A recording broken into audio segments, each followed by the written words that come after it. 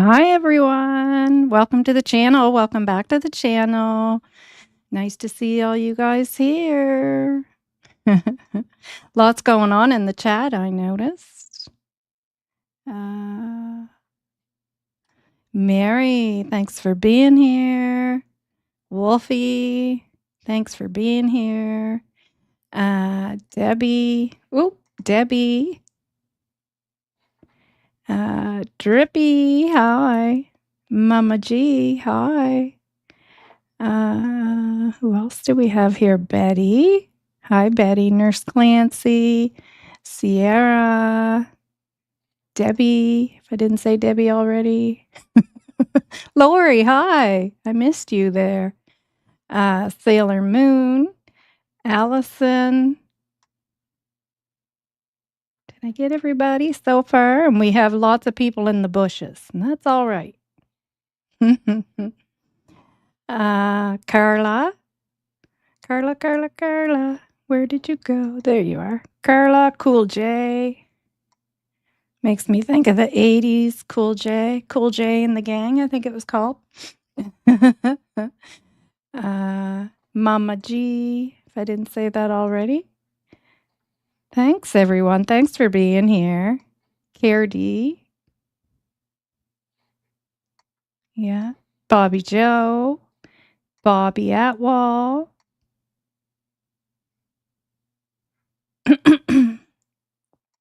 Chemistry Queen. Cool. Yeah. All right, guys. If I missed anybody, my apologies. Drippy, I saw you were saying about, I had this all set up based on my light, and then, of course, the light went away. So it's one of those days where the sun is going to come and go. Drippy, you were Seawood, hi. Don't call me any names today, okay, Wolfie? Wolfie, were you being bad? Hi, Seawood.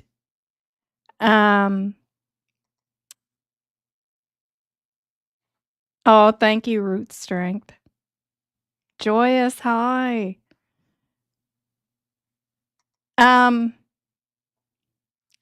Drippy, you were asking about Malaya, saying that the blanket had torn. Yes, she did say that.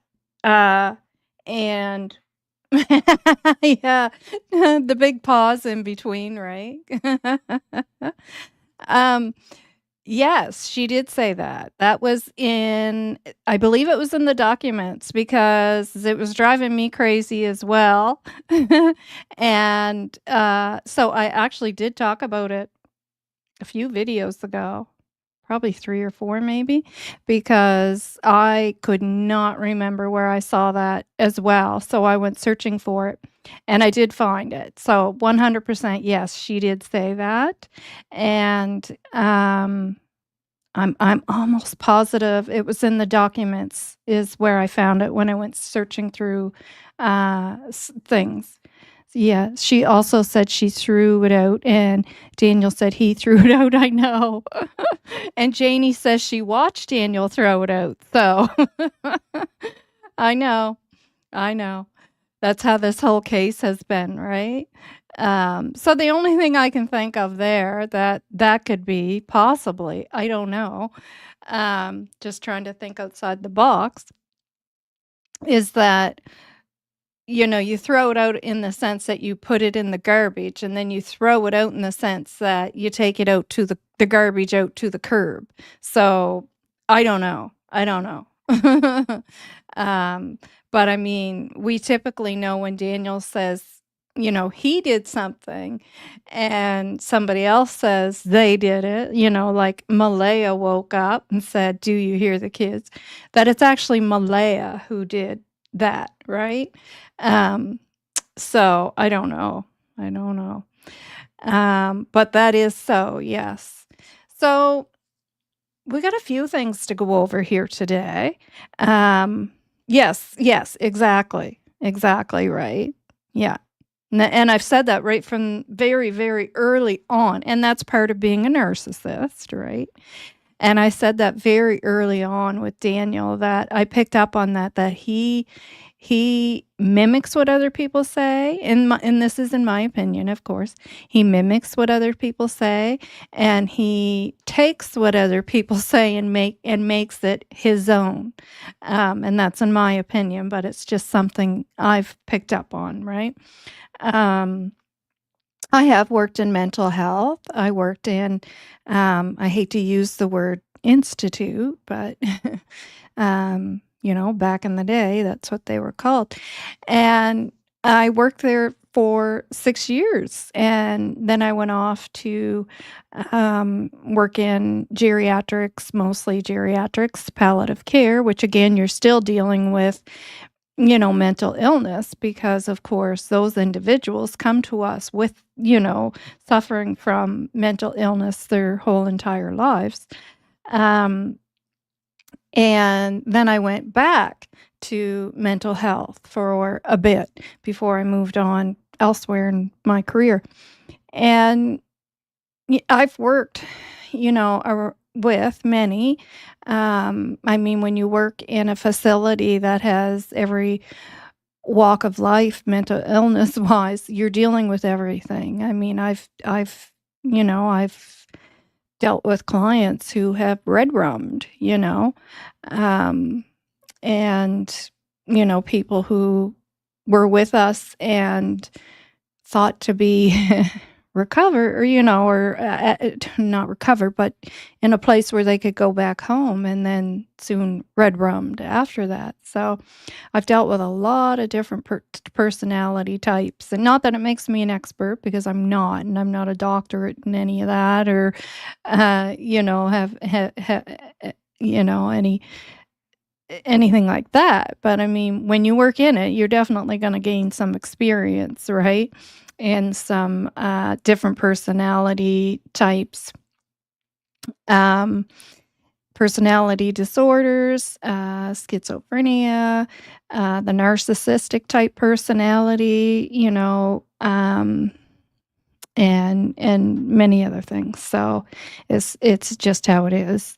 And I mean, you're dealing with manipulative personalities to the point where you have to come up with a program to put certain folks on due to their manipulative tactics, and yeah, anyways, to deal with those behaviors. So I definitely have experience, right, in all of that, and do tend to pick up on certain things, uh, quicker than other people may pick up on certain things.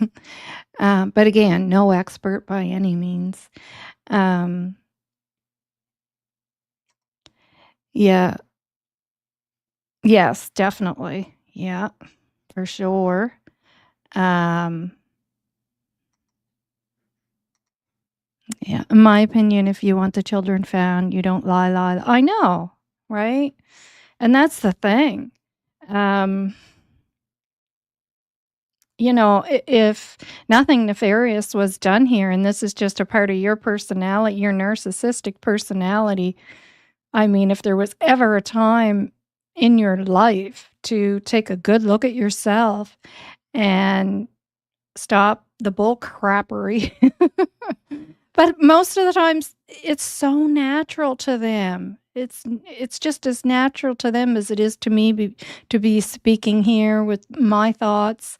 Um, like, it's just their way of being. Like, it's very difficult, very difficult.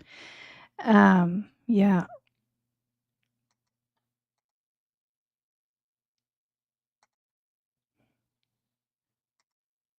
Hi, Ginger. Oh, yeah, okay. Well, thanks for being here. Thanks for being here. Let's get into it, because there's a lot to go over here, folks. Um,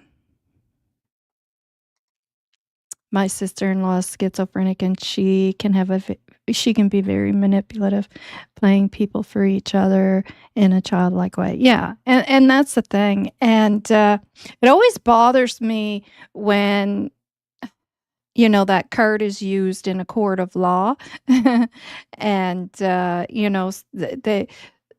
know, they they don't, well, in Canada, they would probably even go to prison, they're put in an institution, right? Because they're found not guilty due to insanity or whatever the case may be, or mental illness. And I'm thinking that always was so strange to me, because when I worked in mental health, the biggest thing was holding the individuals we cared for to accountability. Like, that was a big thing. That, um, otherwise, I mean, you can just imagine, right? So those behaviors, well, that was a big thing that you constantly had to work on, and very important to keep. It's almost like when you have a child and mom and dad always have to stay on the same page, or they're going to be, manipulating you and pulling the wool over your eyes. Well, it was the same thing, and it's very important to hold them to accountability like anybody else, right? So, yeah. So it's, and then, yeah, when something as bad as red rum happens, and then it goes to court, and then, well, they're not found guilty due to reasons of, mental illness or insanity, or however they want to word it. It just was puzzling to me, and I always thought, well, why are we teaching folks, with these illnesses, to be accountable for these? Anyways, you get the picture. Yeah. Yes. Yeah. You must be talking the guy on the bus. Yeah. Yeah.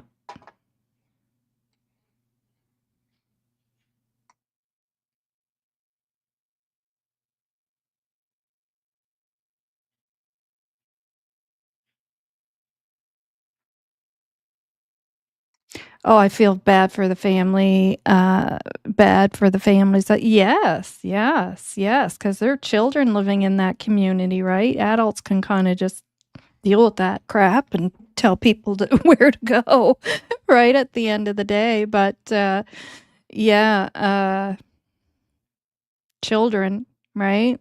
And they have to go back to school, and, yeah. Thanks, Seawood. Thank you. It's nice. I get told I look so pretty and beautiful, but I feel like crap. So I always say I feel like I'm way over my age on the inside, but yeah, thank you for that. Uh, yeah, exactly, Nova. These days, lies and exaggeration is treated the same as participation. Ribbons in school, everyone gets one, and all is good. Yeah, yeah.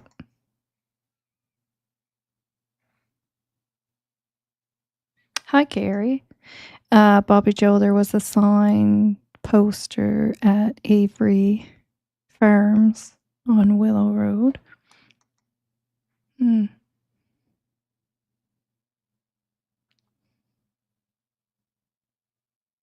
Hi, Cheryl. Thanks for being here.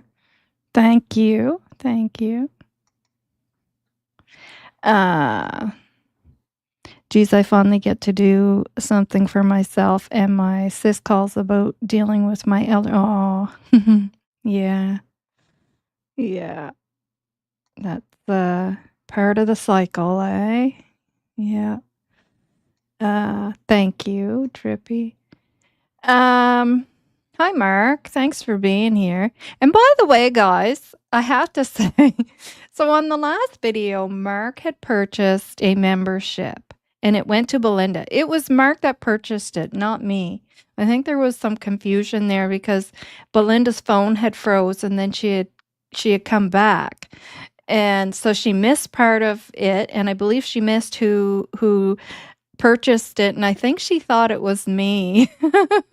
Because afterwards, I realized she thanked me. I didn't see where she thanked Wolfie, and I think she thought it was me that purchased it, because by the time she got back, I think I was in discussion about how I had purchased one on It's a Criming Shame, and Belinda had it had received, I don't mean one, but received it. And then when Mark bought one here the other day, Belinda had received that one. So I was just saying how ironic it was with all the people in the room when you buy one, right? The luck of the draw. She received the one I purchased and the one he purchased. So I thought that was pretty cool. Hi, Tammy. Yeah. All right, let's get into this. Got it right here. Okay. So yeah. Yeah, that was cool how you gifted her one. I know, because you don't pick the name. It randomly chooses the person. So in Sunny's chat, Sunny usually has like, between 200 to 300, maybe sometimes over 300. Like she has, a larger crowd in there. So out of all the people, Belinda got it, right? And then here, same thing. Mark just purchased one, and I think I almost had around 100 in the chat that day, and Belinda got it. So it's just pretty cool. Yeah. So I just clipped this from Sunny's, but it's the same thing that was in the paper, but instead of going through the whole thing that's in the paper that we already went through, this is the one thing that changed. So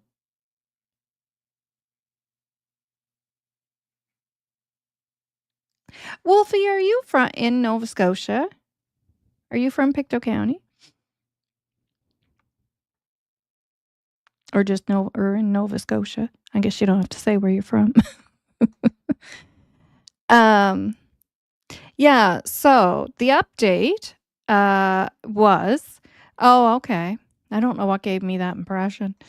The witnesses reported hearing a vehicle, but did not visually confirm one. So we already knew that, right?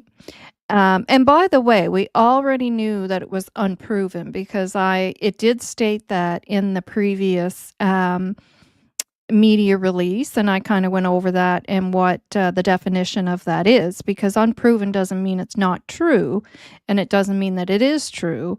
It just hasn't been basically what they're saying here, right? Is that the footage that they have, unfortunately, didn't show that, right? So the witnesses reported hearing a vehicle, but did not visually confirm one. Investigators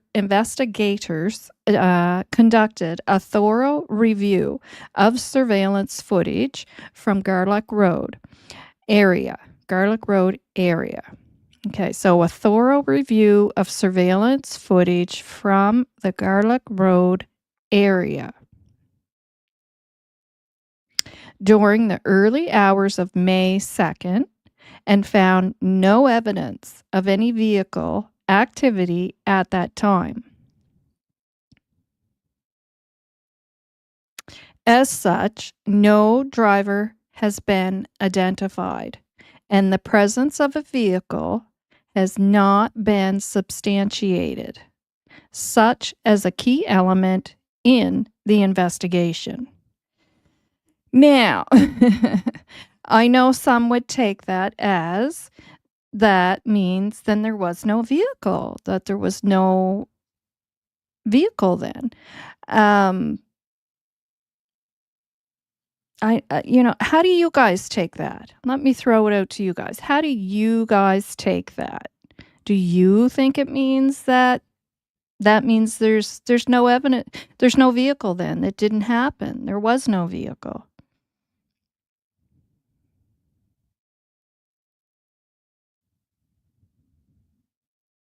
Yeah. Hi, Allison. Yeah, I believe them too. I do. Yep. I just see no reason, right, for them to lie. Hi, Sue. Whoops. Sue. The chat's going so fast. Uh,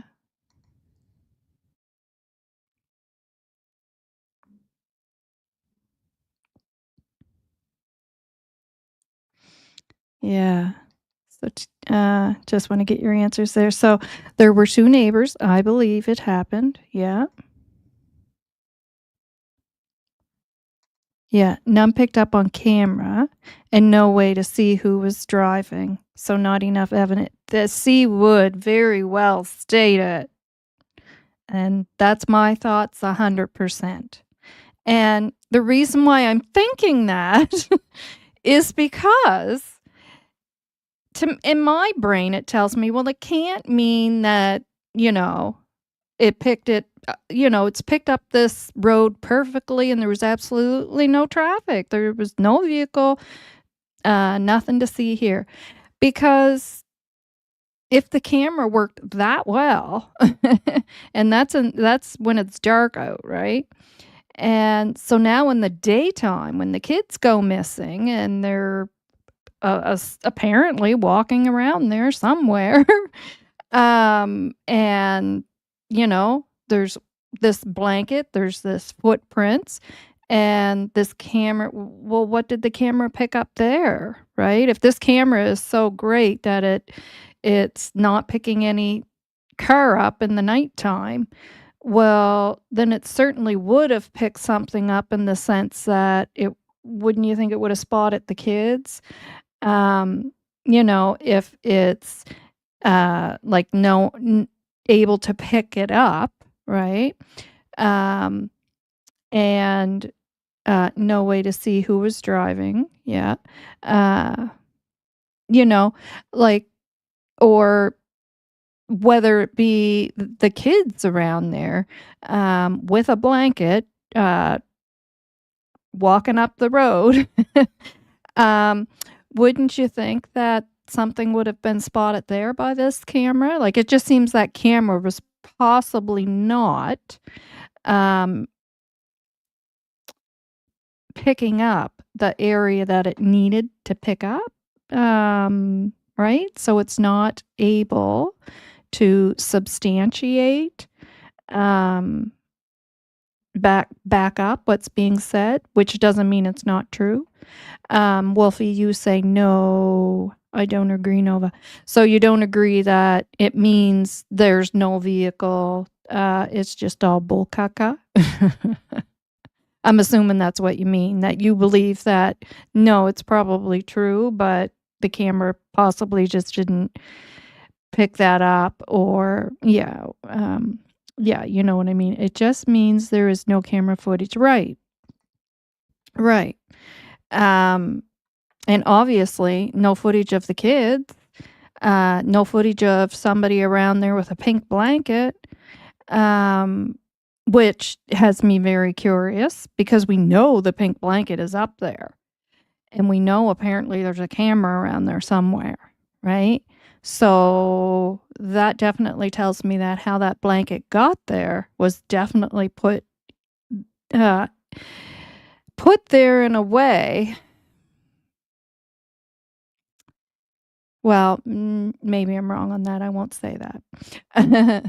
I think they just don't have it on video. Right. Yeah, I do too. Yeah, I believe them. Yeah, I do too. 100%. Like, who would do that? Who in their right mind would do that? Now, you have someone who has a shady background, and he's gonna draw attention to himself in this way. Um, Both of them would know that they could, you know, if you make something up like that, I mean, that is, you could be charged. You're gonna look like a complete idiot in the whole community, in the whole Pictou County. Um, there's just no reason for it. And what would be the reason? Why? Why would they do that? Why?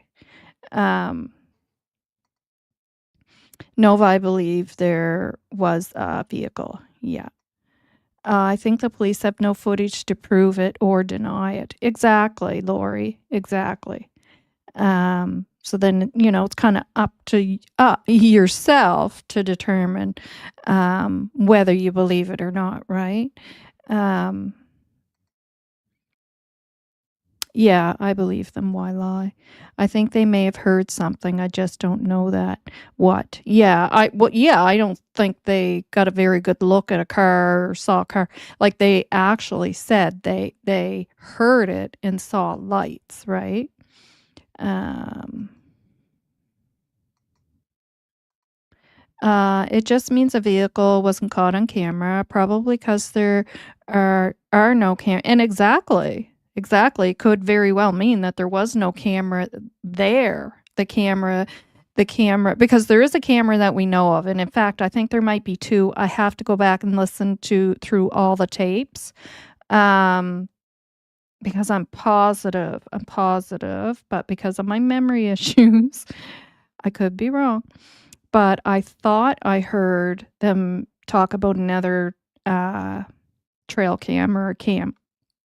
But, I'll get back to yous on that one because 'cause I'm gonna go through those tapes and listen to all the tapes because there's a couple other things I wanna uh, look for as well. Hi, Joyce. Thanks for being here. No camera evidence. Where was the camera? Exactly. I believe the neighbors. Yeah. Yeah. Because obviously, if the camera was in an area where it could point to that road specifically and get a good view down that road and onto the other road, um, it would have picked other stuff up, right? Like if it's that good that, it was pointing in the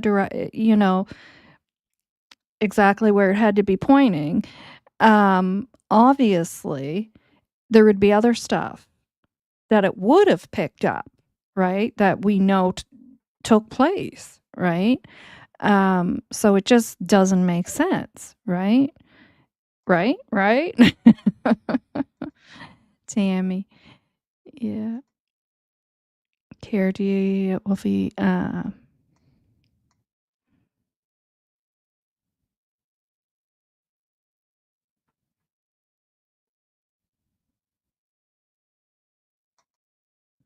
Nova, I believe. Oh, okay. I guess we're way down. So it looks like the majority of you believe that, yeah, they're not lying, and that this doesn't mean that they're lying. You know, Hi, Cassie. I never seen footage of a trail cam, but I know my ring cam will be a pain if it's too cold out, yeah, or what have you. That is true. We have trail cams and they actually pick up pretty good footage, I have to say. Um, but you're right. You're right. And it was still cold out that time of year, not as cold as winter, but they are a pain in the butt in the cold, that's for sure. Um, it is more Dee's timeline that makes sense to me. He searches all these roads and culverts in 10 minutes. Doesn't seem possible. Oh yeah, exactly.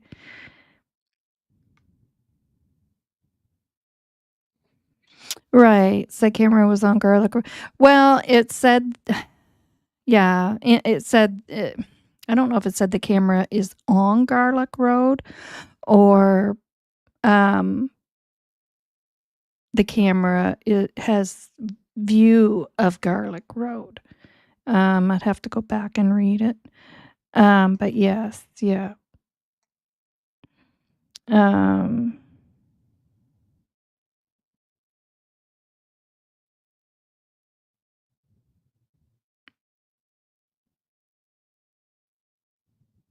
yes, wouldn't that be interesting? To see the footage. RCMP can lie or mislead 100%. Yes, they can. Can there really be cameras that cover most of Garlic? I know, right? Yeah, right.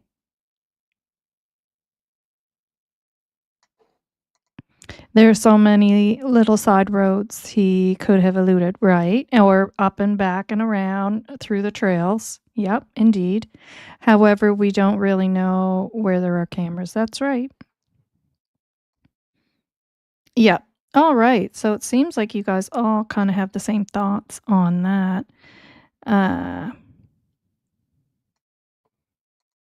Uh, if it was pertinent to the investigation, they wouldn't unredact, correct? So we're going to touch on that. We're actually going to go to that next, okay?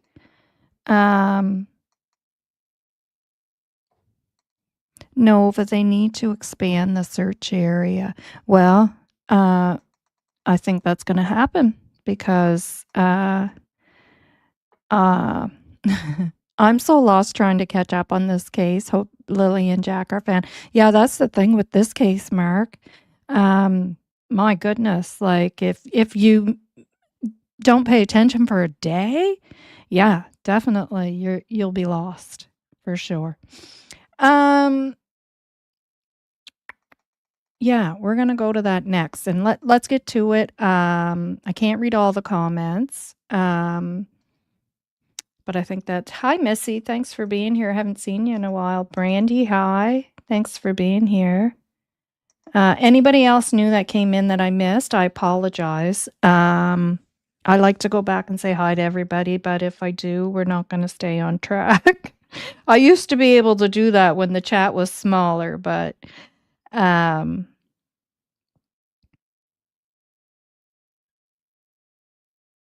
okay, yeah. So let's go over to AB's post that he put out.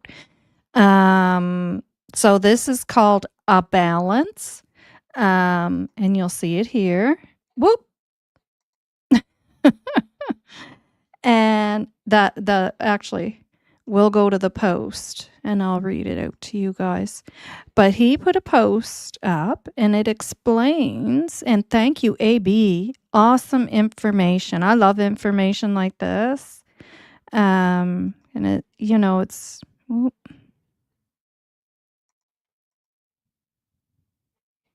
Why can't I click on that now?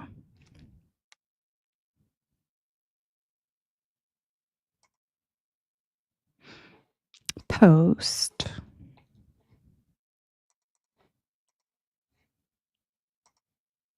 Oh, read more, duh. Okay, I'll share this with you guys.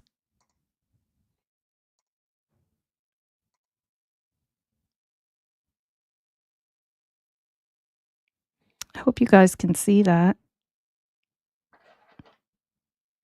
All right, so I'll be over at the other screen reading. Oh, thank you. Mama G, 5 memberships, and Joyous. There. Joyous, thank you so much. You're such a sweetheart. And Mama G, thank you so much. You're a sweetheart. So now we got to do a little dance of joy. Thank you guys. You guys are awesome.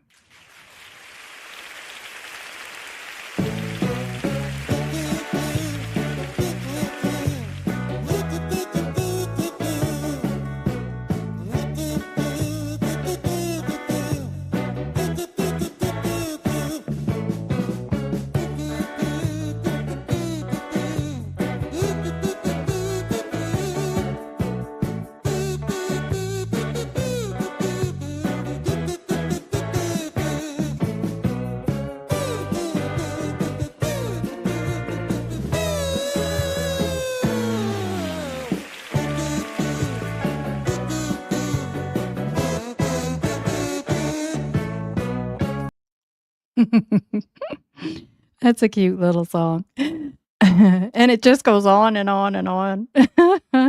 Thank you. You guys are so sweet. Big smiles, big smiles.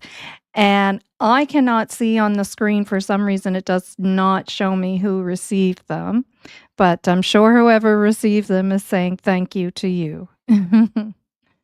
Very sweet. Oh,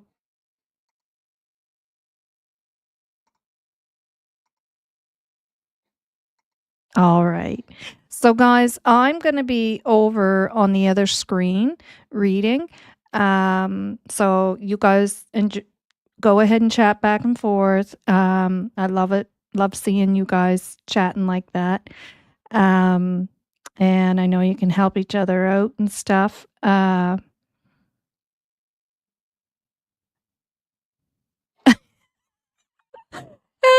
Yes, good vibes. Sarah felt really bitchy last night, so I went to AB's. My God, he can get cranky. I almost wonder if he's diabetic or something. I'm telling you, he he goes from left to right pretty quick. uh, yeah, you're funny, Drippy. You come up with some good ones.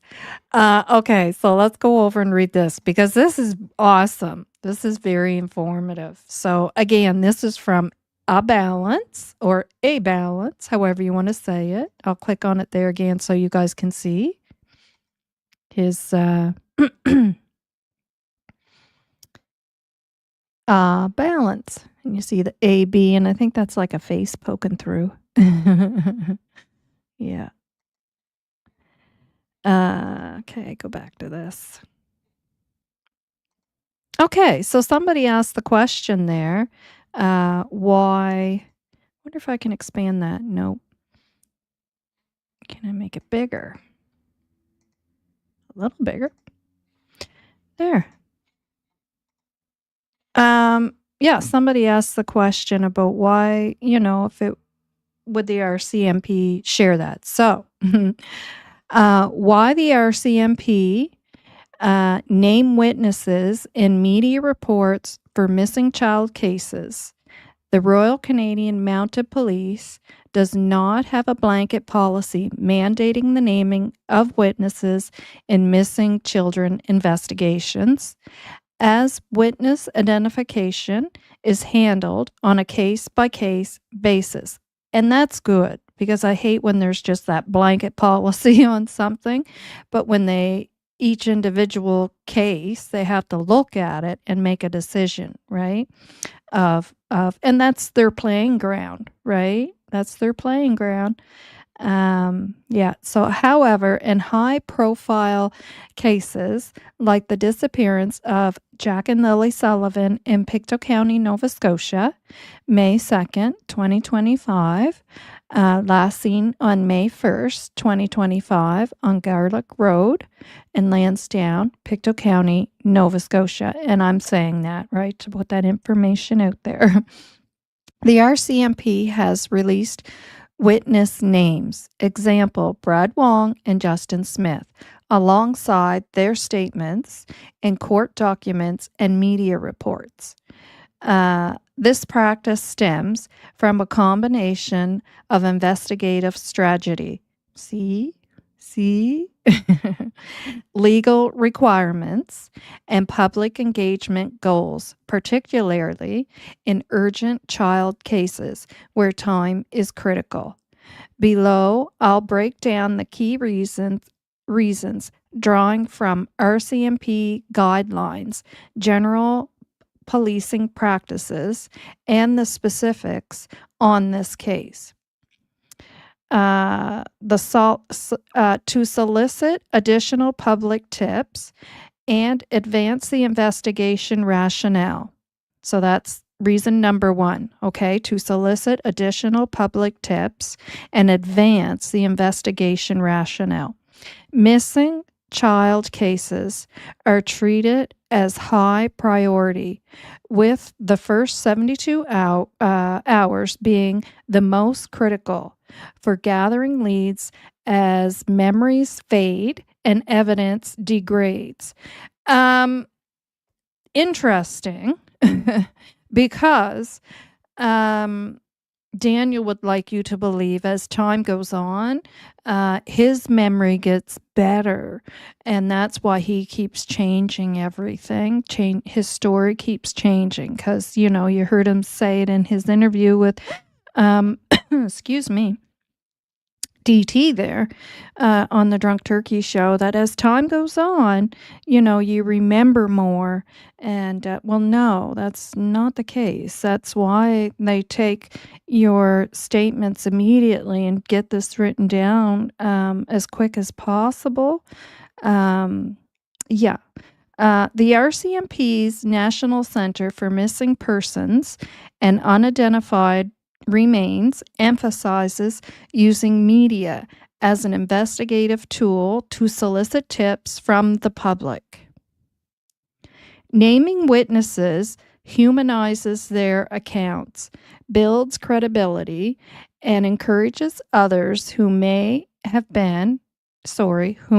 seen. So this is interesting. Naming witnesses humanizes their accounts, builds credibility, and encourages others who may have seen or heard something similar to come forward. In the Sullivan case, unredacted court documents released in October 2025 detailed Wong's and Smith's observations of a vehicle near the family home around 1:30 a.m. on May 2nd, 2025, hours before the children were reported missing. This release, agreed to by the RCMP, aimed to prompt more community input in a rural area where neighbors are key sources of information. So again, very important, because saying that, that these guys are inserting themselves, suspicious neighbors inserting themselves. No, in a case, neighbors are resources. So this release, agreed to by the RCMP, aimed to prompt more community input in a rural area where neighbors are key sources of information. And that is true. And I mean, you don't want to scare people from coming forward in this case or any other case by putting it out there that people that do come forward are suspicious and inserting themselves in this. No. What's suspicious and inserting yourself into a case is Darewood. RCMP context. Files remain open indefinitely until the child is located and media appeals. Example, via social media, which reaches tens of thousands quickly, are a core tactic. Yep. And RCMP talked about that themselves and stated that, they don't have an issue with it. We played where the gentleman spoke from RCMP on the Jack and Lily Sullivan case and stating that there's benefits from it. It has to be done in a proper way, right? But there are benefits from it. Without naming witnesses, vague reports might not resonate as strongly. To promote transparency and build public trust rationale. So this is number 2. In child disappearance cases where public anxiety is high and speculative, which it definitely is in this case. And I mean, we don't, and I don't know if you guys know, but I'm from the area. We don't have things like this taking place around here. This is very unusual. And at that, 2 children. And there is a fear. There is a fear in the county for sure. Yeah. So, and of course, there's going to be speculation, right? So, where public anxiety is high and speculation. Example, on social media, can spread misinformation. Exactly. And then that would be the downside of, Facebook and YouTube. I don't see a lot of it coming from YouTube. There's some, and you have that AI crap that's out there that I just hope everybody realizes what it is and they're not paying attention to it anymore. But I mean, like with myself, it's a Crimimg Shame, Sunny, Charmaine, and her channel. Daphne, Justin, Clutch Them Pearls, AB, who am I missing? Mike Demand. I mean, all these channels, we really try to keep it factual. And if we do make a mistake, I know I have, and I've seen it on all the other channels, we will come back and correct it and say, I said this, but actually, it was this, or whatever the case may be. So,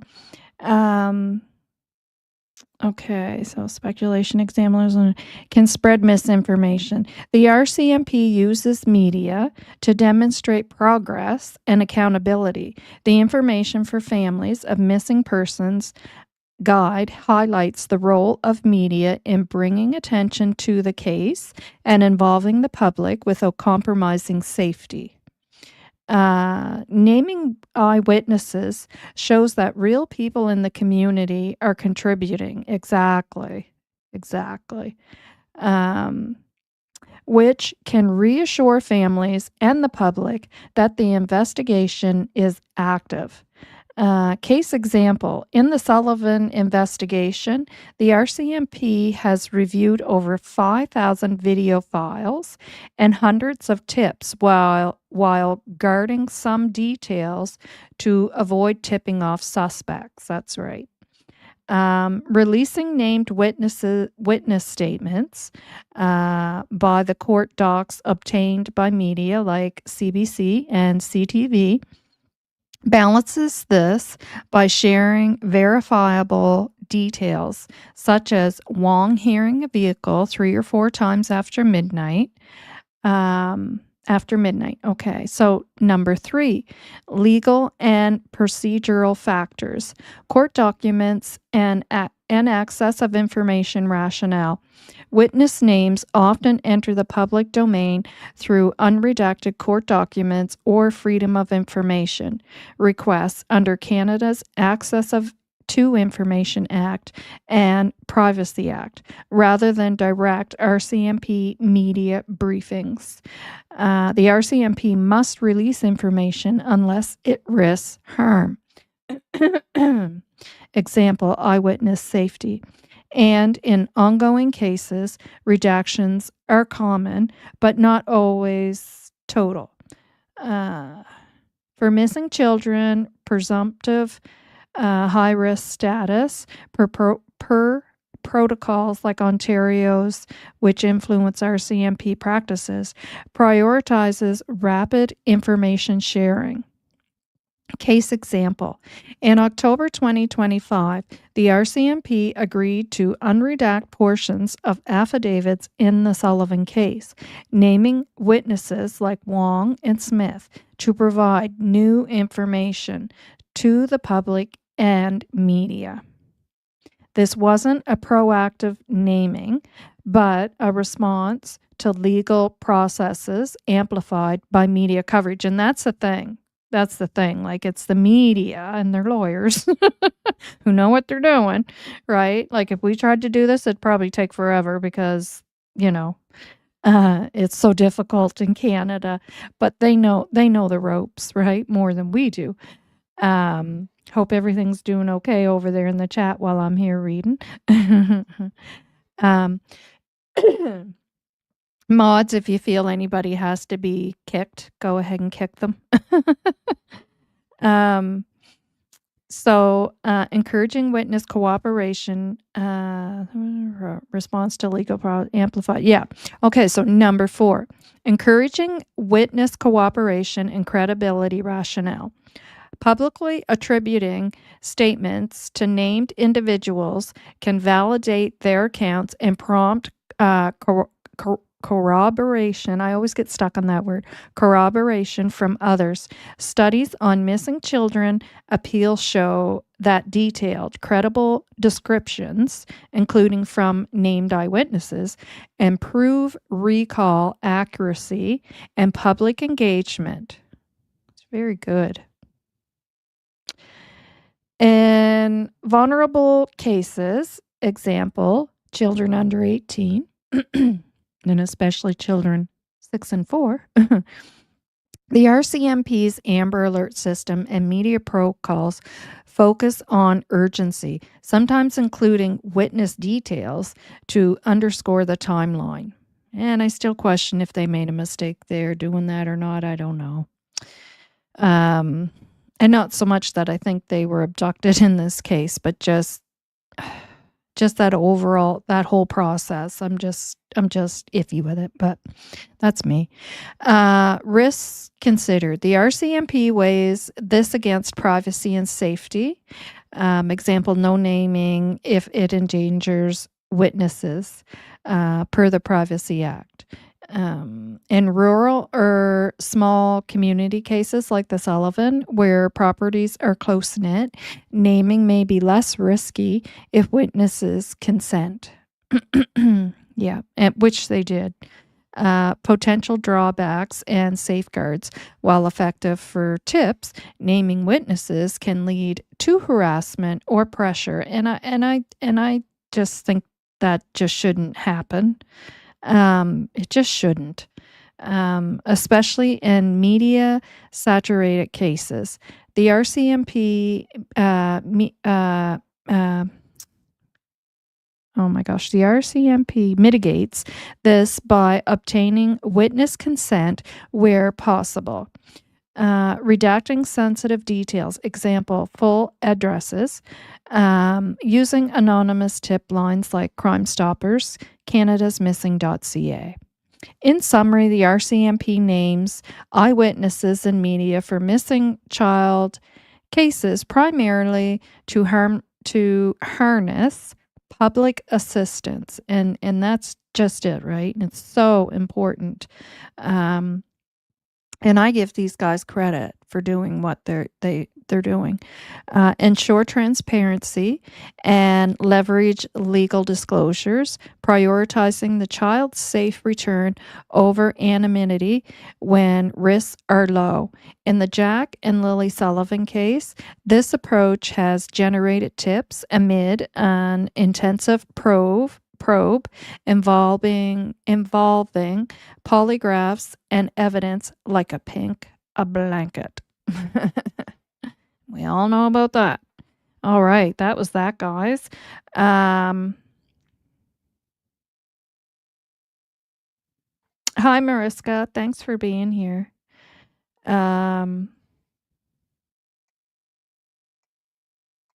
So I'm just looking back here. Anybody else new that came in that I missed? I apologize and thank you very much for being here. Just remember to respect each other's opinions and be respectful to each other in the chat, right? And we'll not bring up other creators in the chat as well. We'll just do that, okay? I think that'll help things to be and Missy, I know you wrote that before I said it. So yeah. So let's just not go there, okay? But I hear yous. I hear yous, but let's just keep it kosher. Yeah. Oh, geez. I forgot that I took myself on off camera. There we go.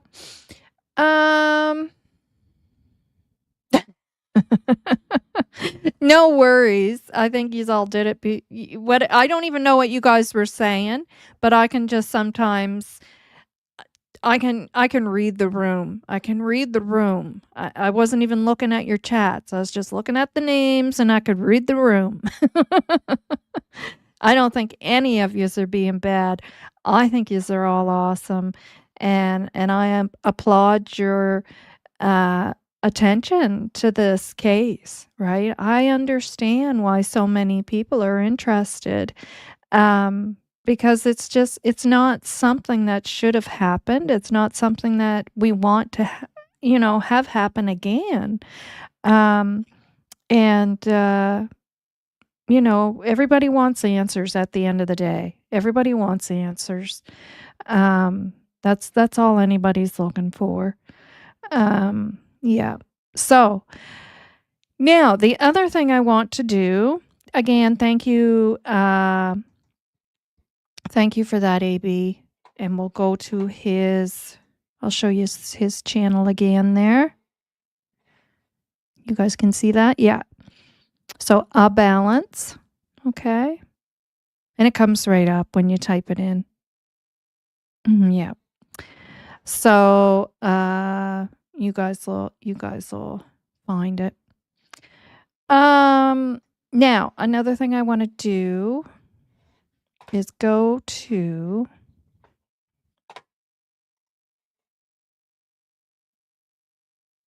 thought this was interesting. If anybody has ever watched Dispersing the Fog, I've watched it a few times. And he had something on the other day. To have what's we got a big game tonight. Oh, we don't care about the game. Well, I don't think any of these teams, including the Jets, blah blah blah, spend a lot of money, but a lot of people spend a lot of money. Just something to behold. Well, we'll see. Always more baseball is always. They're going to get into some Lilly&Jack stuff here. Doesn't look okay, good for anybody going against the Dodgers. Okay. All right, we're going to get into some political stuff but in a minute. But first, Paul, an update. Boy, an update this week on the Jack and Lily Sullivan disappearance here in Nova Scotia. 2 children went missing May 2nd, reported missing. Sorry, might be a relevant distinction now. Reported missing May 2nd. And hadn't heard much of anything, wasn't getting a lot from the police, from the, information to the public. This week, thanks to the media, CBC and others fought to have, so when the police are looking for search warrants, they submit documents to the court saying, here's everything we know about the situation. Give us a search warrant on phones, on locations, properties, whatever. But often information in those will be redacted, blacked out so that the public can't see it. Media organizations often, or defendants, will apply to have those redactions removed so that people can see. This week, there were redactions removed thanks to the media intervention. And we learn that 2 witnesses in the neighborhood heard vehicles late at night in the area driving around the home where the 2 children were missing. 2 independent witnesses. Well, they spoke to each other afterwards, but they spoke to the police, both with very similar recollections of the night before. And we're hearing this now, June, July, August, 5 months later. Paul, what do you think? Well, the RCMP and the way it investigates is problematic. I mean, they look. So just to give you a heads up, the guy on the left, he's all about pointing out all the faults of the RCMP, okay? And he is on them like white on rice. And the guy on the right is a lawyer, okay? Just FYI. And it's the guy on the right, the lawyer, who says something I want you guys to pay attention to, okay? Look for reasons not to investigate, to make things go away. That's historically accurate. They're not aggressive. I got a note from a Mountie who we're going to be talking to in the near future, I hope, because his troubles with the Mounties is sort of come back into the forefront. His name is Dave Moore. But Dave Moore, when he was with the Mounties, was one of the people who helped set up the Amber Alert system in Nova Scotia. And what has happened? I got a note from Dave the other day talking about Jack and Lily Sullivan going missing. And he said this was a perfect example where an Amber Alert should have been put out immediately. That's how the system was designed. But the Dudley Do-Right in charge that day is allowed in the RCMP to make a decision not to put out an Amber Alert, and which sort of defies logic in this situation. And then before you know it, everything has gone cold because no one was paying attention when they should have been paying attention and following the rules and the systems that were already in place. I mean, he's literally pulling his hair out saying, this is insane. They're not doing a good job, and they failed in this case. And now look what's happened.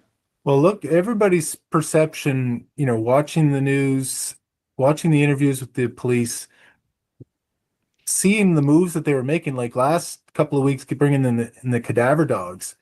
Well, okay, everything must be pointing to those kids being in the area, lost in the woods somewhere. It's thick foliage and all that stuff. Okay, it's difficult. Done a lot of searches. Okay, sure. But this new information points to, well, okay, maybe there was a vehicle that abducted, or there was something nefarious going on. We also find out that the mother of the two children says she went to sleep at 9 o'clock.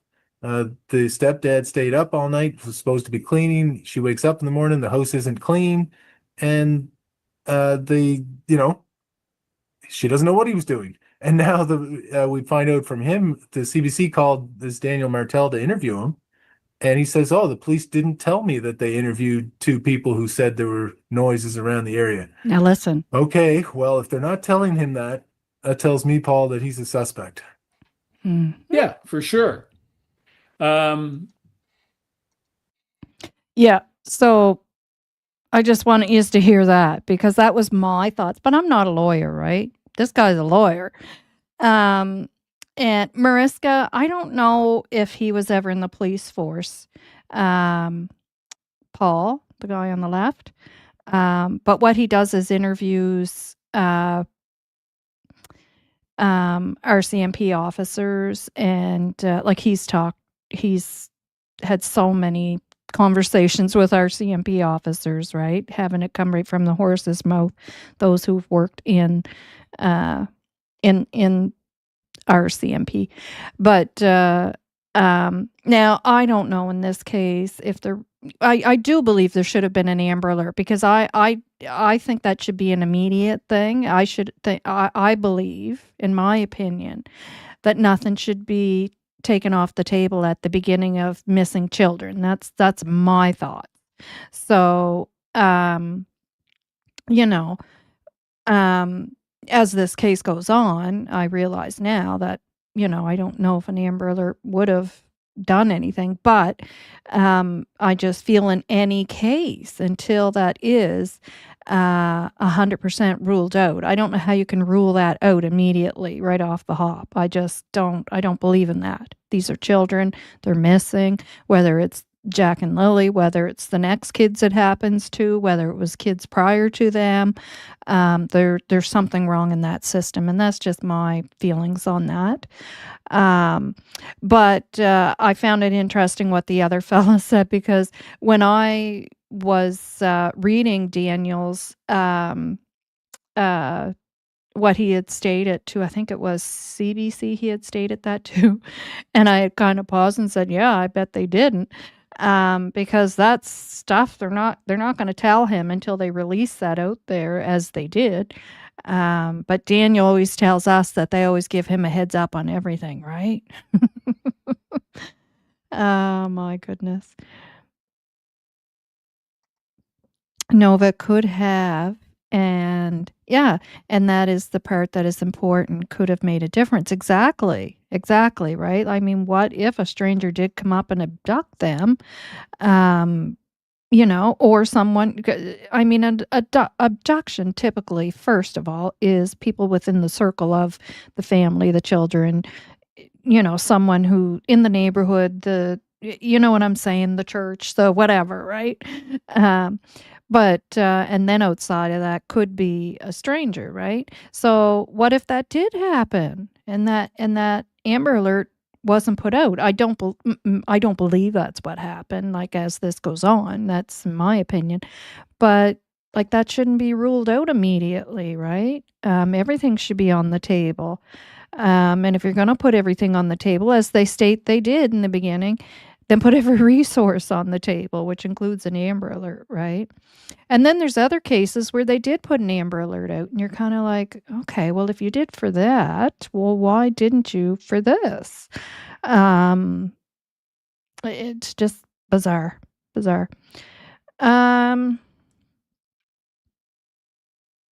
Okay.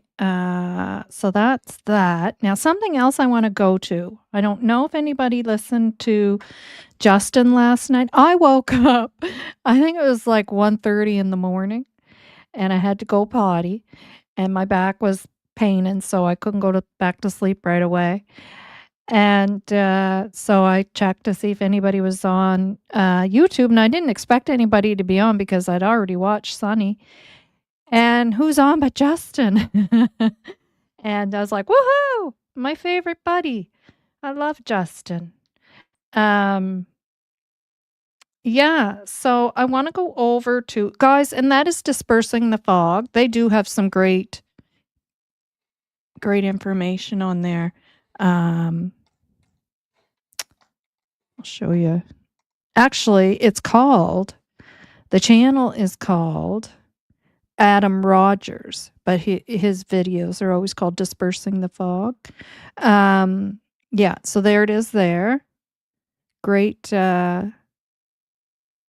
great channel, especially for any Canadians who's interested in any of the political shenanigans that you hear go on with the RCMP. Drippy, I did see your comment there, and yeah, like, you know, there's been issues in Nova Scotia for sure, and the Portapic was a disaster, and definitely not a good situation there, for sure. Yeah, so I want to go over to Justin, and we're going to listen to, where'd you go, Justin? Something that he, oh, Charmaine was there last night. I did not clue into that. I did fall back asleep, but that he picked up on. And I found this interesting because I remember one day in the chat, somebody had stated that, you know, we were, you know, talking about Daniel went here, Daniel went there, Daniel, you know, the whole story with Daniel. And I remember somebody in the chat saying, you know, people who are guilty of something they weren't saying he was or anything. And if you're here today, you probably remember saying this, will place themselves at the scene of the crime. And I said, yes, exactly. And we kind of get into a little chat about that. And they will. And not saying that's what was being done here, because as I always say at the end of the day, we don't know. We have no idea. The only people that know anything are RCMP, and if anything nefarious took place, those involved.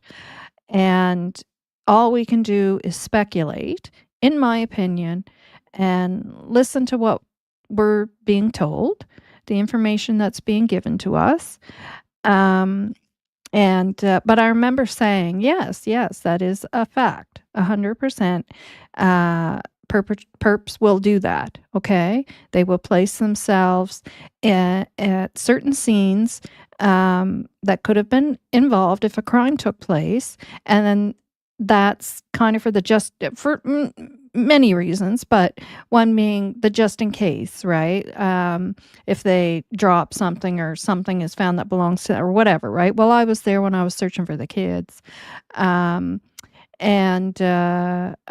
or to say that they did it at that time, right? So it's not coming off as a lie, although, you know, they may have went through that whole same thing prior to if a crime was committed, right?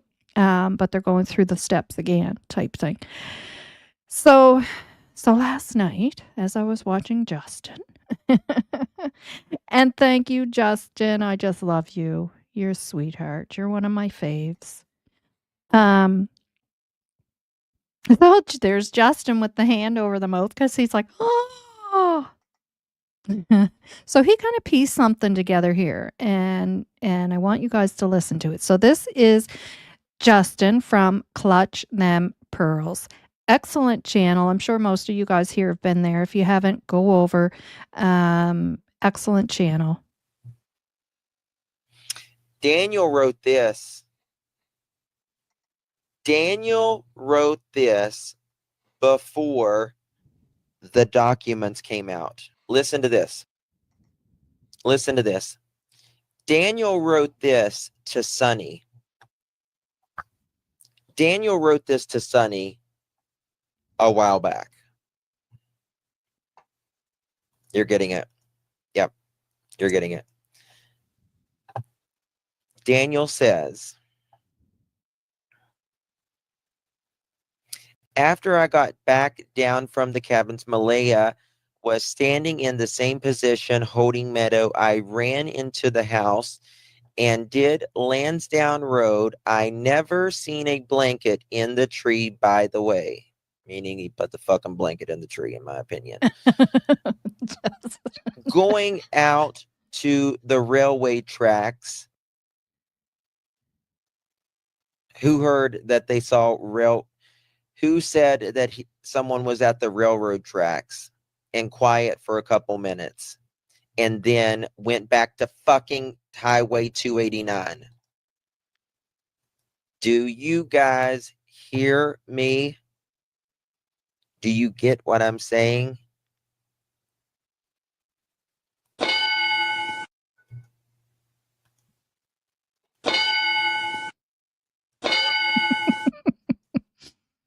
Do you get what I'm saying? Thank you, Shenanigans.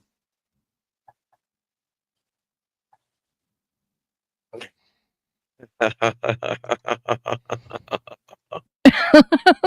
I love Justin. I just love him. I love when he claps with the middle fingers. It's hilarious. It's so cute. Oh my God, he makes me laugh. Mark, thank you. Thank you so much. Thank you. You guys are so sweet. Thank you. So basically what Justin is saying there, that exactly what Daniel said to Sonny way back,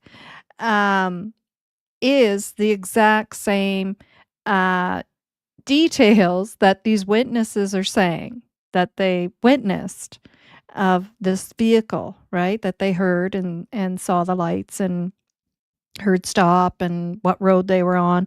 It's exactly the same thing that Daniel said he did that morning. So he was up by the cabins and then came back, grabbed the keys, because there's 2 sets of keys. Don't forget that. Everybody picked up on that one.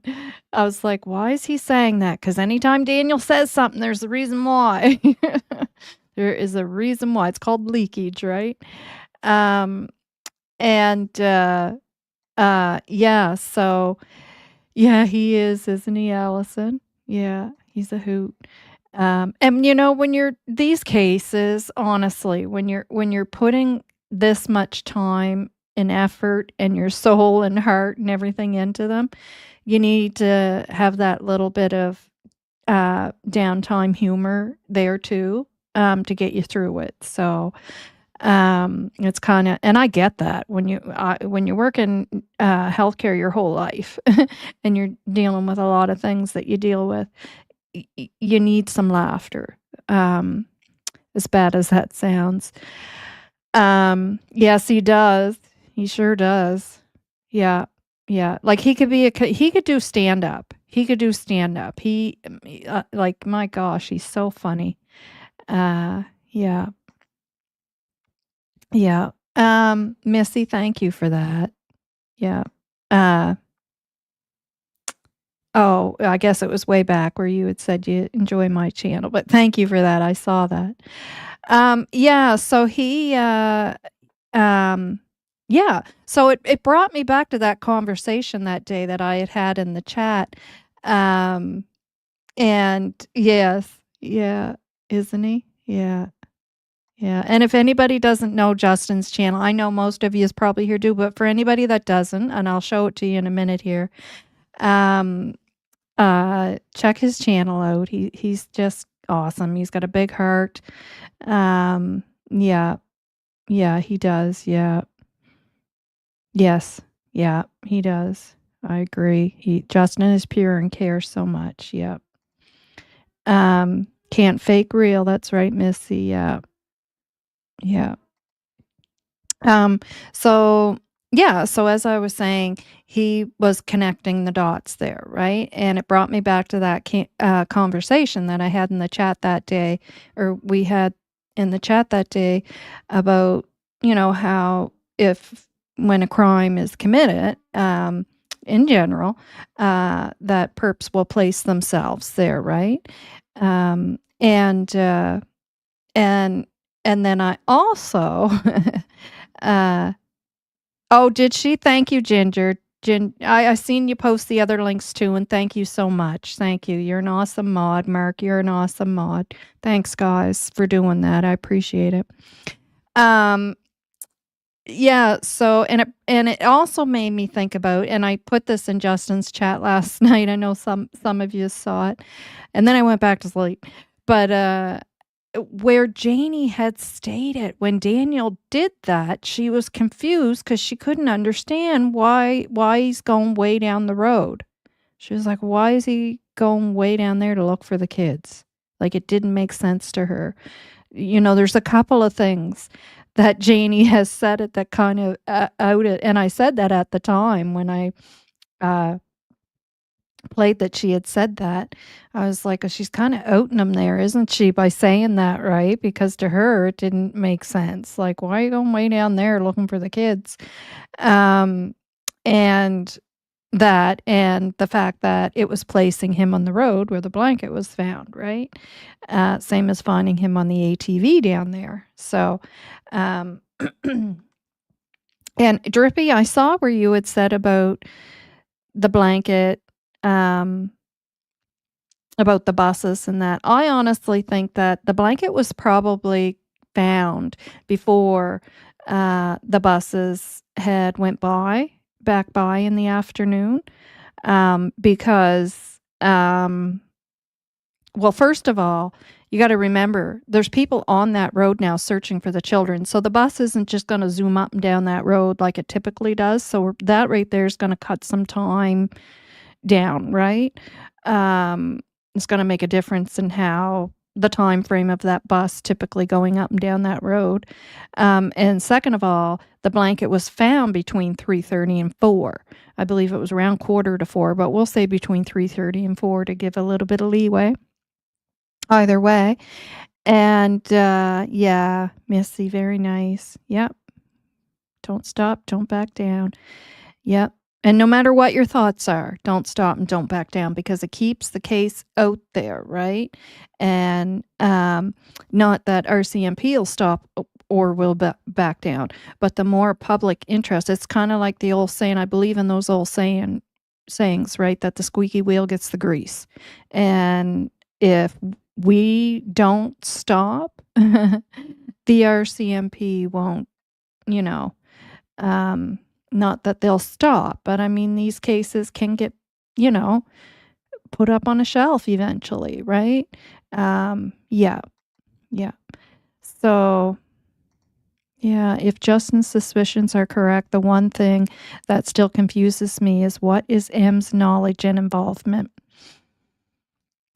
Yeah, and my thoughts on that still remain the same. I still don't think that she has any knowledge. Or involvement. If something nefarious took place there. My thoughts remain the same on that for now. Sonny shared some info about the blanket being seen on, yes, we talked about that on here too, on the railing, and I believe it. And that's what I had said. I believe Cheryl when Cheryl said that. That interview that she did, she was shut down so quick, and she was not treated very nice, in my opinion. And on the deck before it appeared in the tree, I found that interesting. Yeah, it's Cheryl said that. And I believe Cheryl. I believed it when I heard it on there before they shut her down on it and tried to make it sound like she was making it up. And yeah, I believe her when she said that she was told that she was told that, and that, that obviously came from Malaya. And I believe that. Yep.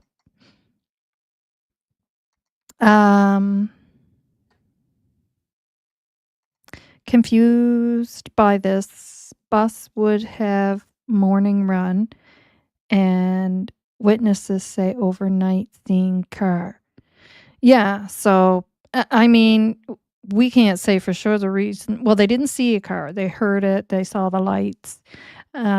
But we can't say for sure that has anything to do with the blanket, right? I'm not even going there and saying, oh, well, that has to be to do with the blanket. Don't know. Yeah. Yep, never give up on Lily and Jack. 100%.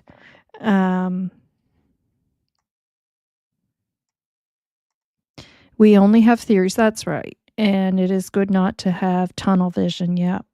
But time will tell for sure. Exactly, Mariska. And like I said, we all just want the same thing at the end of the day, right? And no matter what anybody feels, keep speaking. Keep speaking, because it just keeps things alive. Yeah, Cheryl said she was told it was on the railing. Yeah, I wonder, did they rip that blanket in the fall when they put it in the door to block draft, toss it on the deck, wind caught it? Oh, yes, you said that in the beginning, and then plow. And anything's possible, right? Like, good to keep an open mind and think outside the box, right? And think of those things. It's hard to say. Yeah. I mean, we didn't have a lot. I have to be honest, we didn't have a lot of snow this year. I don't even know if a plow would have been out there to plow anything, to be honest with you, Drippy. Just thinking of the snow that we had. Like, we didn't have like any major snowstorms that I can recall, but my memory's bad too. I'd probably have to ask my husband. But I don't know. It's a thought.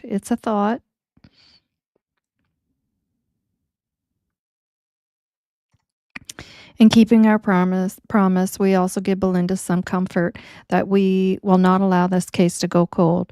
We got this as a beautiful group. Yeah, I agree, Missy, for sure. Yeah.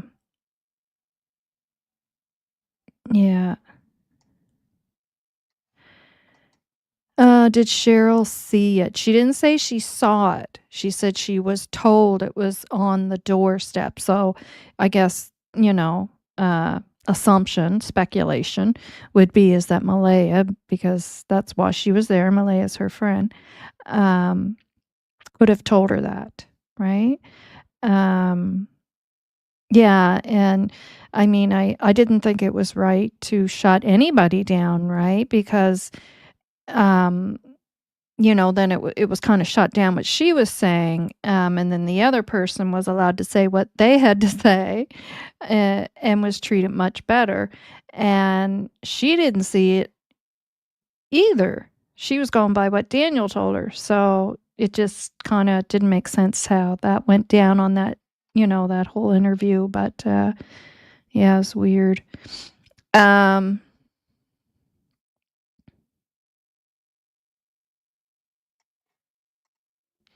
Yeah, Daniel went on his morning drive after the bus went by. Well, he was down there a lot by the sounds of it. He went down there right away, and that's when Janie was saying, I'm confused why he went down there like that. Like, why would he even think the kids would be down there and that far down there, so he was immediately placing himself there. Yeah, and it's as Justin pointed out, exact same route as the witnesses state that they had are witness to. In my opinion, the blanket was put there to cause a distraction. Yeah, possible. Possible. Yep. Because that's not uncommon either, right? To be done. Yeah. All right, I got to go way down because I'm way, way, way behind, guys. And it's not that I'm skipping your comments or don't care about them. They're awesome, of course. But I'm just having a hard time keeping up with them all. Now, another thing I want to do is go over to a video of mine that because it's funny how we touch on stuff and then down the road it starts to come to fruition. Look at those views that he gets. So there he is, Justin, and Ginger did put the link. Woo, baby. Oh my goodness. Stop. I hate when my mouse does that. I think I need to get a new one. Yeah, so Ginger did put his channel in the chat, and there it is there. And like I said, he's awesome.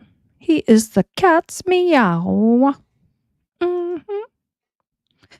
All right, we're going to go to a video of mine back in August.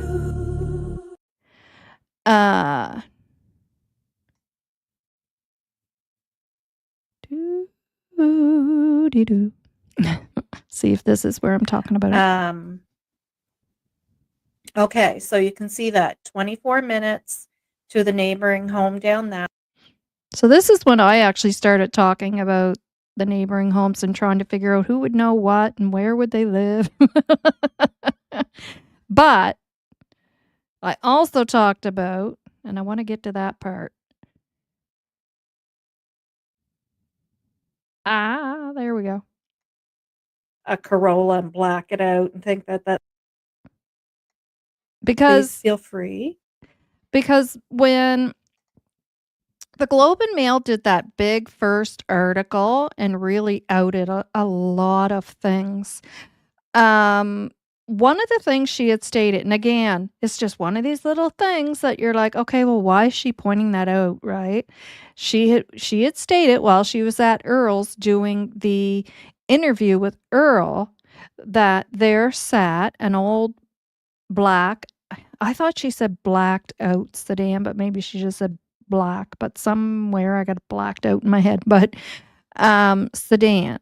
And I didn't know what a sedan was. I thought, is that a type? I actually thought it was a type of vehicle, like a Corolla or like a Toyota, Honda, a Ford, GMC. And then Kent educated me on that. No, it just means it's a four-door car. But she had made a point to state that she had noted this vehicle there, and that she was told that it's Daniel's and that it needs repairs, and that due to those repairs, it wasn't roadworthy. He couldn't take it out on the road. So it probably wouldn't pass inspection. So yeah, the way it works here in Nova Scotia, every 2 years your vehicle needs to be inspected.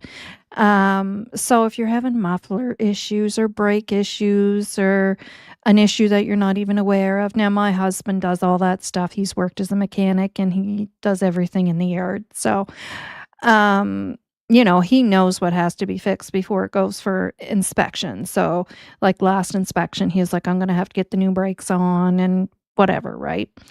Or it's not going to pass inspection. And they will tell you, you have to get this and this done and then come back, right?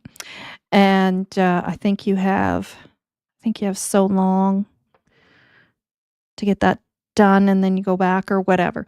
But yeah, so anyway, so this vehicle was parked at Earl's, which right off the bat, that I find odd, because we saw all the pictures of all the vehicles in Daniel's yard when the kids first went missing.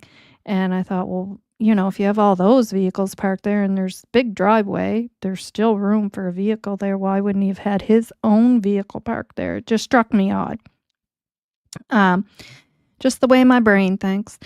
Anyway, so I had questioned, is that possibly the vehicle because at this time in that article, it also talked about this one witness saying that they heard this vehicle and that the vehicle was the 5-speed. They felt it was a 5-speed. Men know that stuff. My husband would be able to tell you that. Just by listening to a car. Like, I'll hear something, I'll think it's a motorbike, and he'll say, no, it's not a motorbike, that's a 5-speed car, Honda or whatever. Yeah, so let's take a listen to this. And this is back in August. And I'm going to go over to Messenger and pull up the pictures of some of the types of old blacked out cars. Thank you, Mark. I would say the Honda is Sweetheart. probably the most popular.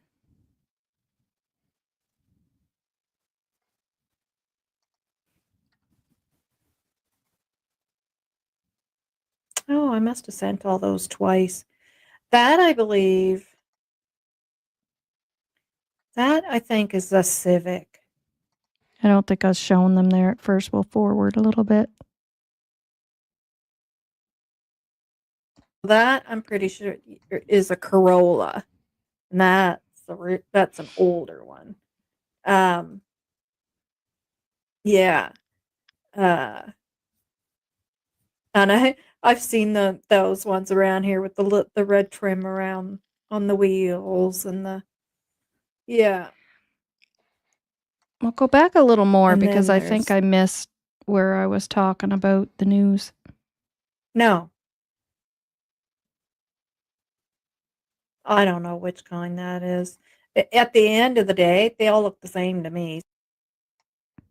Married to now, his brother lives out that way as well, but not as close as my other in-laws had lived. But so yeah, I'm pretty familiar with the whole area. I'm way behind in the comments, guys, so if I missed any, I'm very sorry. I love that you guys are talking it up with each other. If you can help each other answer any questions, please feel free. And I'm going to go over to Messenger and pull up the pictures of some of the types of old blacked out cars. I would say the Honda. Like, why would there, like, I don't know. That's a weird combo. Kids' toy and men's underwear. I don't like that. And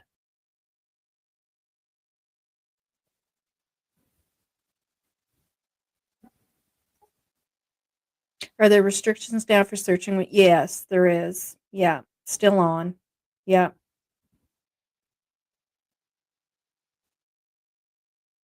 Behind them all. You're an introvert. Yeah. Yep. You think you are. Well, if you think you are, you probably are. And introverts are misjudged a lot. People will think they're snots or they think they're better than other people. And it's just that it's a shyness. It's a type of shyness, right?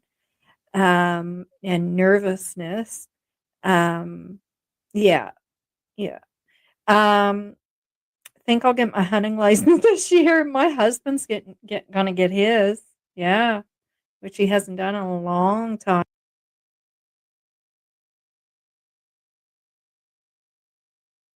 had a conversation with Earl about it to even get that amount of information that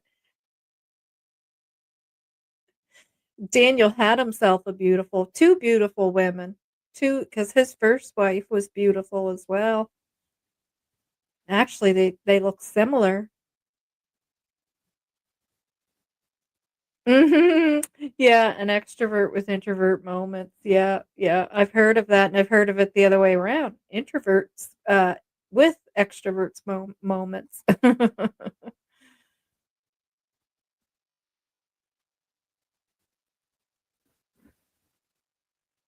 Maybe it didn't need repairs, but they deliberately broke something mechanically, or it looked like it wasn't drivable. Well, I'm going to assume that she had a conversation with Earl about it to even get that amount of information that it's there because it's needing repairs, right? And I don't know, is that where he works on vehicles? It looks like in his yard you have vehicles there. But to me, a vehicle needing repairs doesn't mean that it's not drivable. We've had vehicles that need repairs, but you can still drive it, but it's just not it hasn't passed inspection. It has to have those repairs in order to pass inspection, so it's not roadworthy. It doesn't mean it doesn't run. So to me, hearing that, I wouldn't think, oh, that vehicle doesn't run, so it can't be that blacked out vehicle up at Earl's place. I don't take it as that.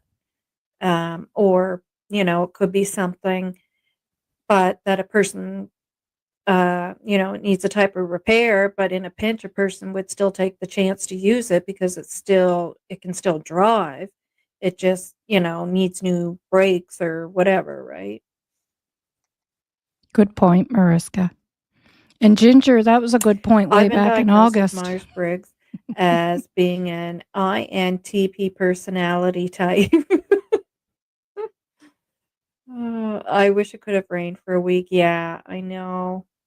And get I know my front. When I took a picture of the kid's sign in the window.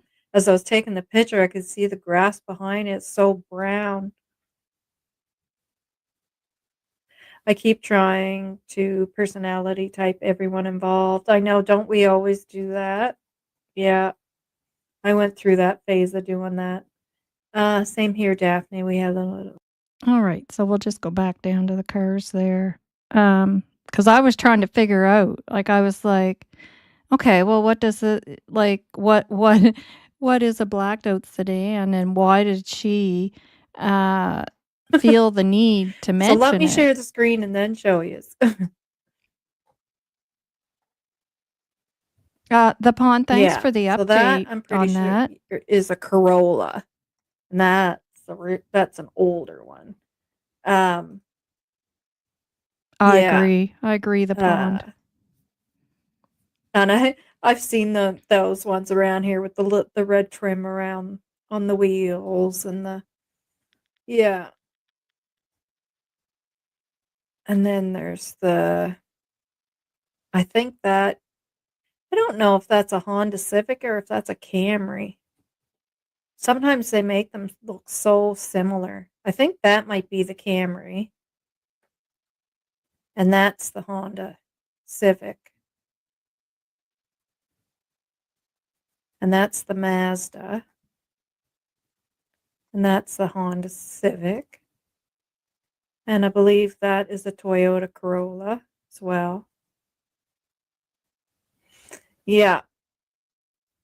So those are the types of blacked out vehicles that, people get their car done up like that. And they're, I guess, figuring that they're a cool bean,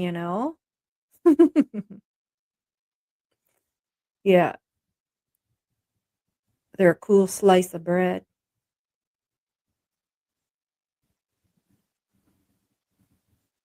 Never thought of that with the lights. Yeah. Turn the lights off. Yep.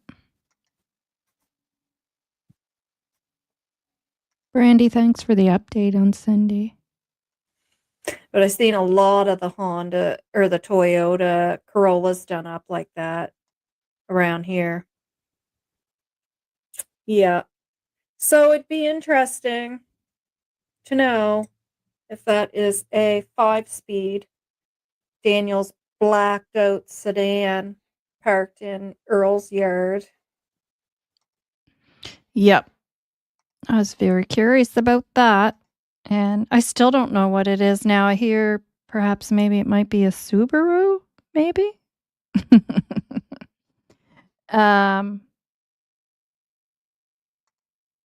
Didn't the documents say some passed and others were truthful on certain questions? It said that in one of the news releases. But then when you read the other one, it had said that for Daniel and Malaya, they were truthful. And then when you read the others, it said passed. But then when you actually read the documents itself, yeah, you got me curious. I'm going to have to go back and look, Ginger. There's a few things I want to go back over in those documents again. And I actually have some stuff pulled out and I was ready to do my next video on it. And then this stuff come out. So it kind of detoured me. Yeah. But the big question I have is Daniel saying, I don't know why they say 4 questions because there was 5. I mean, there was more. We know that, right? But he's talking about the main questions being asked. There was 5, not 4. And I'm thinking, okay, well, they didn't say there was only 4 questions asked. That what they stated was truthful to 4 questions. So does that possibly mean that there was a 5th question and he wasn't truthful, but they only stated about the 4 questions? You know, it just made me think, well, maybe there was 5 questions and he was truthful to 4 and not to 1. So, yeah. But you have to take everything he says with a grain of salt as well, right? So it's hard. So hard. Native Girl, thank you. Thank you so much. So we'll do a little dance again for Mark and Native Girl, who became members.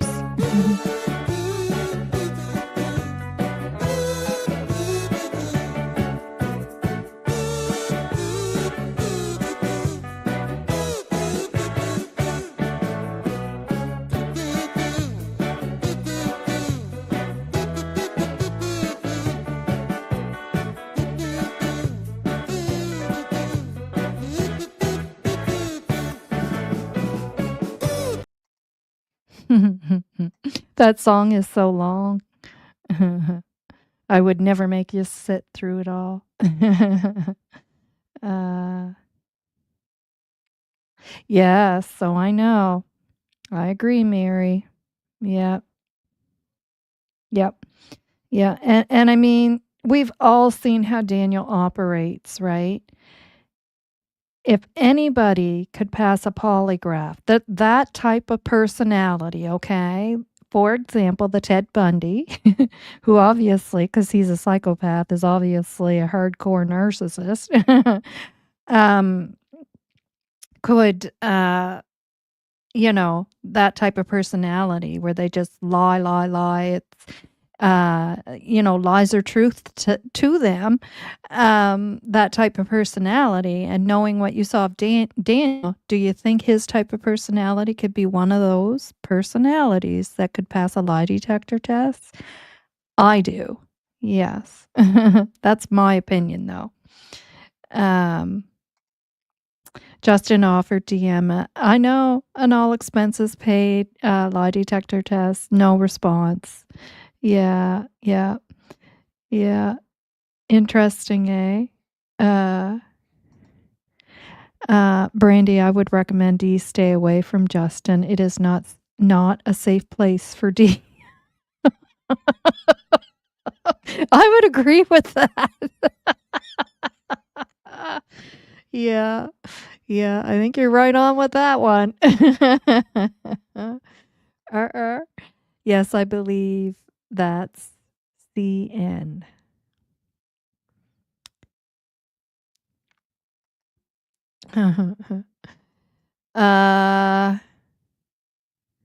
so many comments, guys. Please don't think I'm trying to pick like just here and there so I can get some of your comments in, and I don't want anybody to feel ignored. But I think I did a pretty good job. Anyways, guys, you did. You did. That's cute. I had to laugh when Darewood went on there, and he was so used to the other couple of channels he went on to. But Justin, I'm the same way. I can't do the BS if I feel like what you're saying is, not accurate, or it sounds like my BS alert's going off. I have to say something. And Justin was like that. Why wouldn't you be, right? And that didn't last. I laughed. Yeah. Well, thank you for making me laugh. So we'll end with Sheila, the pond, and Ginger, and then I'll have to say goodbye because the hubby just walked in, and I know he didn't have a good day because one of his workmates was in a horrible accident, and like really bad. Like it's not looking good for the driver. And so I want to go down and give him a shoulder to lean on, and we'll have supper. Justin was going to create the questions. I would not do it. Oh, yeah, I would not do it either. Who is he to be asking anyone this? The RCMP would not agree, in my opinion. Yeah, well, anybody can take a private polygraph. Yeah, but I think he's probably having more fun than anything. Dee did respond to Justin's offer and claimed the RCMP wouldn't allow private polys during an investigation. Well, that could be true. I doubt it, but who knows? Who knows? I would say a lawyer would probably tell you not to do it. The RCMP uses different types, yes, of polygraph tests, though they primarily rely on the control question test for criminal investigations and recruiting. Yeah. Mm-hmm. Yeah.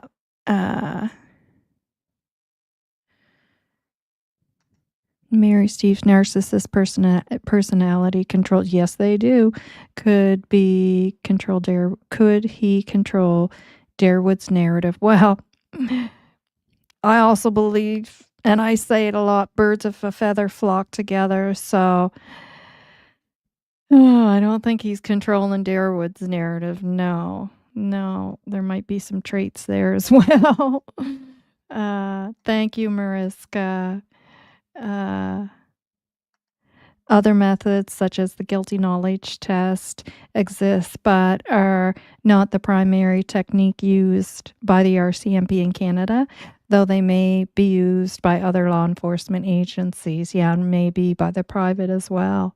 Thank you, Novah. It was a great show. So sorry for your husband and his friend. Yeah. I hope it's not. He showed me the picture. I hope it's not as bad as it looks. But the dispatcher said it doesn't sound good. So, yeah. I think Darewood has his own set of, yes, thank you, Drippy. I do too. Disorders that allow him to function in tandem with Daniel.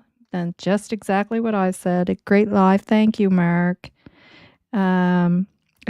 Oh, no. Thanks, Novah. You're welcome. I believe that at all D is full of it. Yes. Yeah. Yeah. Whether he's guilty of anything or not, he is definitely a narcissist and a BSer, which doesn't help, yeah. In my opinion, if he offers Darren a bottle, well, yeah, possible. Thank you, Mary. Great work, Novah. Level methodical thinking. Well appreciated. Enjoy your night. Thanks, guys. All right, guys, I'm going to say goodbye. I'm not going to put on the missing posters tonight. We're just going to end with the cutie pie as we exit the door, okay? Lots of love to everyone. Lots of positive vibes. Thanks for being here. I know I think Daphne's live started at around 6 o'clock. Yeah, so just to let you guys know, she's on now. Sometimes they do not have to control a person, but they can be easily led or absorbed others' needs and wants. Yeah, exactly, JDR. Exactly. Have a wonderful afternoon, night, or morning, everyone. Yes. Get everything in there. Yeah. All right, guys. Lots of love, lots of positive vibes. Thank you, Cheryl. Very fair and balanced. Thank you. Bye bye, Novah. Yeah, great lives as always. Thank you. Justice for Lily and Jack. Right on. Right on. All right, guys. Lots of love, lots of positive vibes. Take care.